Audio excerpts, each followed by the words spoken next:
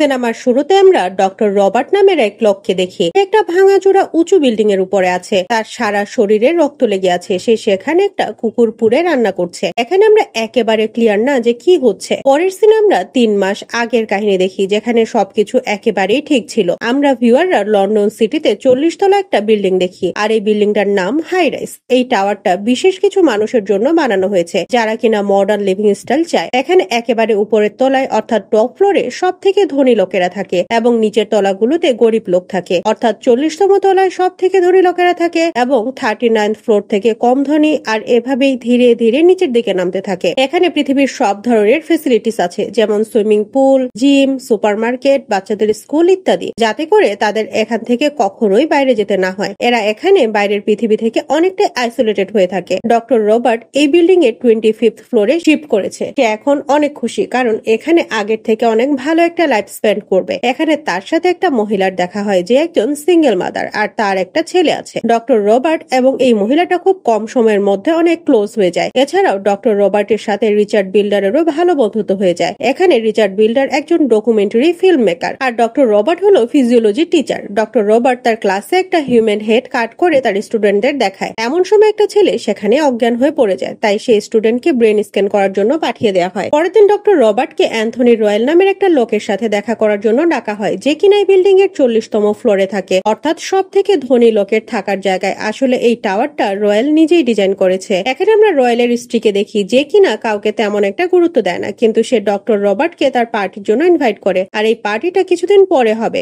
এখন পার্টির সময় চলে আসে। এই পার্টিটা 18th সেঞ্চুরির থিমে ডিজাইন করা হয়েছে। তার মানে এখানে সবাইকে 18th সেঞ্চুরির কাপড় পরে আসতে হবে, আর সবাই এভাবেই আসে। কিন্তু ডক্টর রবার্ট তার ডেইলি রুটিনের মতোই কাপড় পরে এসেছে, কারণ সে পার্টির থিমের ব্যাপারে জানতো না। ডক্টর রবার্টের এরকম ক্যাজুয়াল ড্রেস দেখে রয়েলের ওয়াইফ এবং বাকি মেম্বারদের অনেক খারাপ লাগে ও অদ্ভুত লাগে। এছাড়াও রয়েলের ওয়াইফ এবং তার সেই স্টুডেন্ট, যে কিনা ক্লাস চলাকালীন সময় অজ্ঞান হয়ে গিয়েছিল, ডক্টর রবার্টকে অনেক অপমান করে, তাকে অনেক কথা শোনায়। শুধু তাই না, ডক্টর রবার্টকে পার্টি থেকে বের করে দেয়। পার্টি থেকে বের হয়ে ডক্টর রবার্ট লিফটের ভেতরে যায়, কিন্তু কারেন্ট চলে যাওয়ার জন্য সে লিফটের ভেতরে আটকা পড়ে যায়। রয়েলের কথা শুনে আমরা জানতে পারি যে কিছুদিন ধরে এই বিল্ডিং এ ইলেকট্রিসিটির সমস্যা হচ্ছে। তাছাড়াও পানি আসছে না, আর ময়লা ফেলার যে পাইপটা আছে সেটাও ঠিক মতো কাজ করছে না। আর এই ধরনের প্রবলেম গুলো ধীরে ধীরে এই বিল্ডিং এ অনেক কমন হয়ে যাচ্ছে। পরের দিন আমরা দেখি ডক্টর রবার্টের সে অজ্ঞান হয়ে যাওয়া স্টুডেন্টের মেডিকেল রিপোর্ট একেবারে ঠিক এসেছে, তার কিছুই হয়নি। কিন্তু তারপরেও ডক্টর তার উপরে প্রতিশোধ নেওয়ার জন্য বলে যে তার ব্রেন টিউমার হয়েছে। ডক্টর রবার্ট এজন্যই তাকে এই কথাটা বলে, কারণ পার্টির দিন তার এই স্টুডেন্ট বাকি সবার সাথে মিলে তার সাথে অনেক খারাপ ব্যবহার করেছে। তখন আমরা দেখি যে তার সেই স্টুডেন্ট অ্যালকোহল কনজিউম করে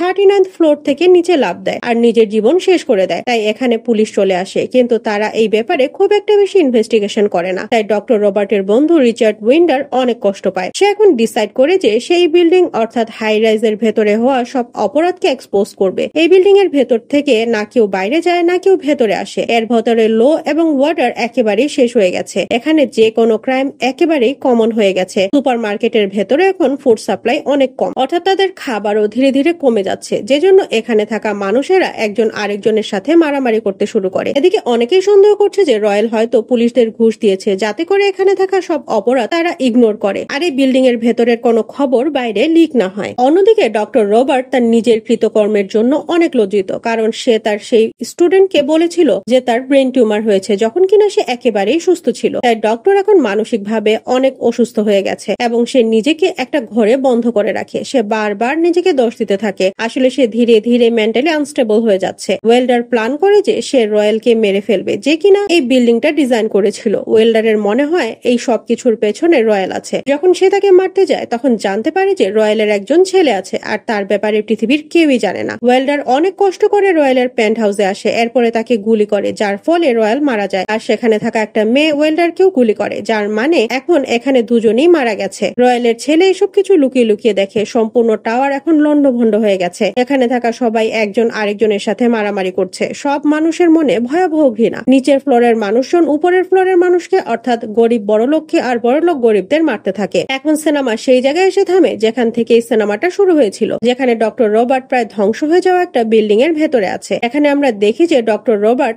এখন সম্পূর্ণভাবে মেন্টালি আনস্টেবল হয়ে গেছে। তাকে দেখেই বোঝা যাচ্ছে যে তার মাথার ঠিক নেই, আর সে নিজের সাথে কথা বলছে। আর এর সাথে এই সিনেমাটা এখানেই শেষ হয়ে যায়। কিন্তু এই কাহিনী থেকে আমরা কি শিখলাম? এই সিনেমাটার রাইটার বলে, where there is the state capitalism, there can never be political freedom. অর্থাৎ যেখানে একজন মানুষের শাসন চলে সেখানে কখনোই রাজনৈতিক স্বাধীনতা পাওয়া যায় না। সব মানুষই ইকুয়াল রাইট পায় না। আশা করছি আপনার এই সিনেমাটার এক্সপ্লানেশন ভালো লেগেছে। আজকের মতো আমি মারুফা বিদায় নিচ্ছি। দেখা হবে নতুন কোন সিনেমার এক্সপ্লানেশন নিয়ে। বাই।